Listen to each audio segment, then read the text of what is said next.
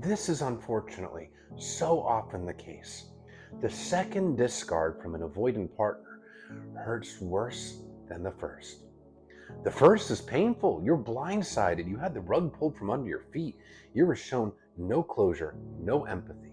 You were given no explanation as to why the relationship had to end, just vague excuses. But then you felt like they learned their lesson. They came back. They regretted the breakup. They wouldn't do it to you again, right? They experienced the loss of you and they didn't want to go through that again, right? But then, there they are, doing it to you the exact same way, sometimes worse, all over again. And it can be absolutely devastating the second time around. Because now, in addition to thinking that they wouldn't do it again and getting blindsided, you've invested more time and emotional energy into this person. You have given more of your heart, more of yourself to this person only to get your heart stomped on and shattered. It feels like they reached into your chest and ripped out your heart. And it's very common, unfortunately, for avoidance to come back over and over and over again. Both dismissive and fearful avoidance can come back only to exit the relationship again, and sometimes many times over, especially when you're dealing with a fearful avoidant in that case. But dismissive avoidance can do it too, shattering the heart of their partner over and over and over again. Now, it can be very difficult to tell if this person will or won't do it again, but at the very least, they should be taking full and radical accountability, full ownership for their behaviors and how they showed up in the relationship, full ownership for their insecurities. And they should be taking action on how to heal that, become more secure, and show up in a different way. Are they going to therapy? Are they committing to therapy? Are they doing self-reflection? Are they learning about attachment and healthy communication? Are they reading books? Are they watching videos? Are they consuming content? Are they committed to a change in behavior? Are they openly communicating in a way that they never did before?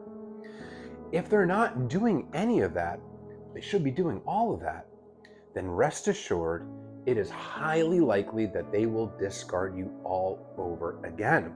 Because if they haven't done any meaningful work, if they haven't really worked towards healing, and they're not taking radical accountability, those same unhealed attachment wounds, those same triggers, those same insecurities are still all simmering below the surface. And it's inevitable that something in the relationship will trigger them again, and they will revert back to their instinctive behavior, which is to avoid. It goes back to childhood. This is a person that was on the receiving end of consistent childhood emotional neglect.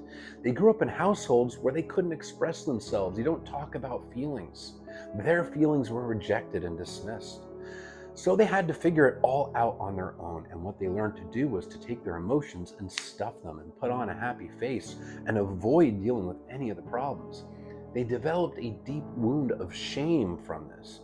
Shame is the feeling like I'm broken, I'm defective, I'm worthless, I'm not lovable.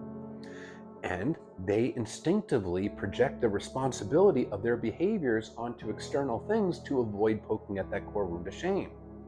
Because if they're to take accountability and say, I did this wrong, in their mind, because of their insecurities and that shame, it would be confirming their own perceived inner defectiveness. So self-reflection, introspection is hard for them, but it is possible. But without it, there won't be any growth. And their instincts to run away from problems rather than face them, avoid accountability, avoid self-reflection, will kick in again when something triggers them in the relationship. And as you know from experience, if you've had it happen to you, everything can seem like it's going along wonderfully, and then the rug will get pulled from under your feet out of nowhere. If this person is not working on themselves in a noticeable and meaningful way, if you do get back into a relationship with them, you are going to be bracing for impact, wondering every single day, is today the day that they blindside me again? Is today the day that they discard me again? And that will increase your anxiety. And they'll notice your increase in anxiety, which means it'll trigger them more and more and more and lead to the inevitable conclusion.